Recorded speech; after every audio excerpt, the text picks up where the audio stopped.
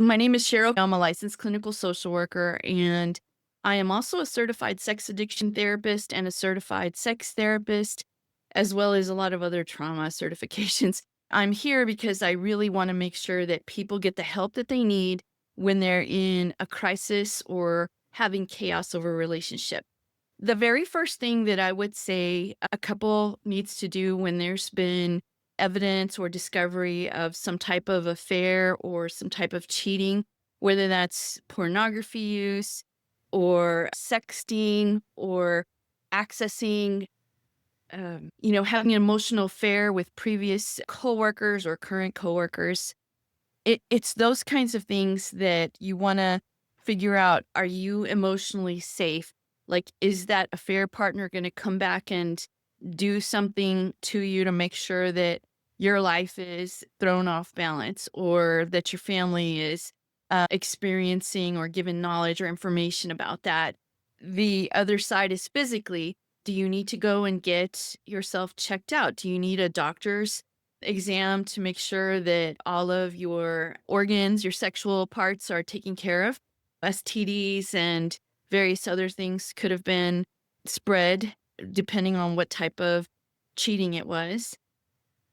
Also, physically, you want to make sure that if your partner is very upset or angry, that for the most part, both of you need to not be physically aggressive with each other, although I have seen in the very first day or two where there has been maybe a partner that's been betrayed becoming physical. And by physical, it could be physically touching, it could also be throwing things, breaking things, slamming doors, all of those kinds of things. The other thing I've seen as far as safety goes is the control efforts that are made, taking someone's keys or making sure that you lock up credit cards and things like that because you want to make sure that either you reestablish power and control as the betrayed person or as the person that's been betrayed trying to get control over your partner while they're having emotional difficulty. That creates a very unsafe and unsettling kind of feeling for a person when they don't have the things that they might need if they actually decide they have to leave the relationship for safety reasons. And then relationally, are you able to speak with this person without having verbal abuse taking place? Is there a lot of shame and guilt going on for either partner? Is there a complete meltdown when it comes to having access to a partner or knowing where that partner is, or even if that partner plans to come back into the home? I've seen cases where once it's been discovered, the person that's been betraying is very open and, not returning home until later hours, which is very harmful if you have children. So, just something for you to think about. The second thing that needs to be established is communicate open, truthful communication. If the two of you decide at the beginning, hey, we want to do something about this, then it's really important to be very clear about communication. So if you're saying, I'm going to 7-Eleven and all of a sudden you show up at Walmart, it's a good idea to just call and say, hey, I had to go to Walmart instead of 7-Eleven. The reason behind that isn't because your partner is trying to control you or that they're trying to keep you under lock and key. The reason is to give the partner a sense of, I know what's going on in my relationship and in my home.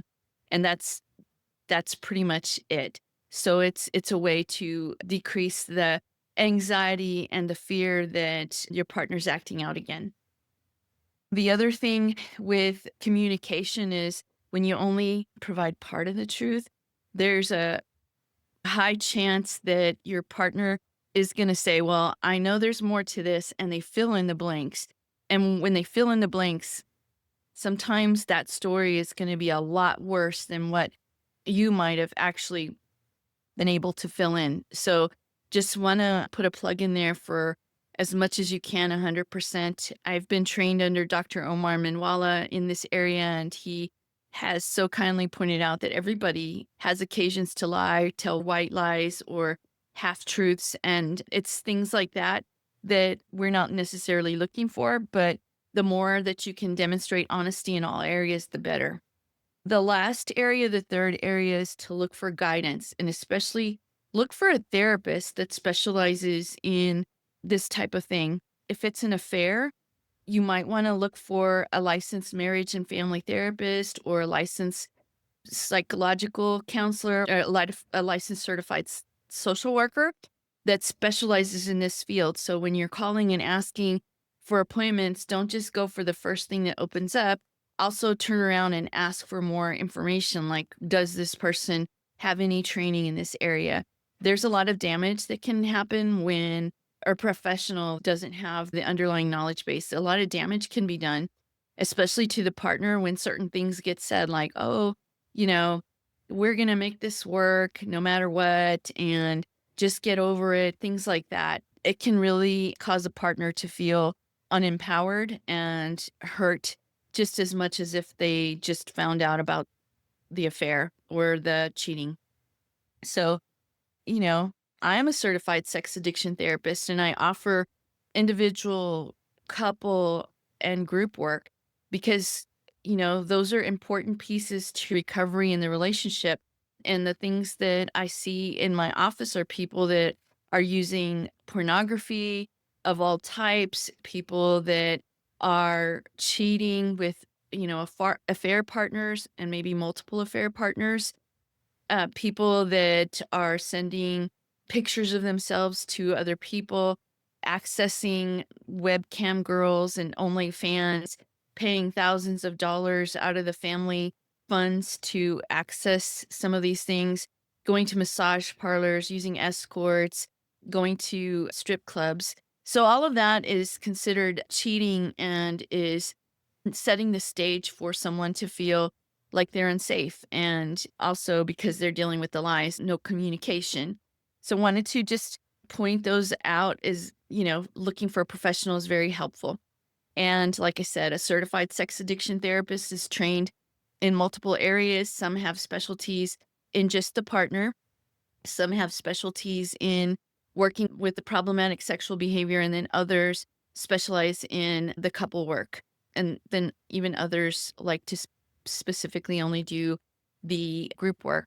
I know group work for me includes using Facing the Shadows for the men to look at the addiction, and then also looking at the accountability program, using some training and understanding the harm that they've created in the relationship. So I also do groups for women. Betrayal trauma is very significant. And so helping a woman through the trauma piece and coming out on the other side stronger. And if the relationship continues, very satisfied with how the relationship progresses, and also having realistic expectations of what your partner can do as far as showing up in the relationship at the beginning of therapy, at the middle of therapy, and towards the end as reunification, or yes, as reunification occurs. So have a good day. I hope I provide you with enough information to understand a little bit more about what's happening. And hopefully I provide you with another video down the line that'll support you as you're going through maybe one of the toughest times of your life. Thank you.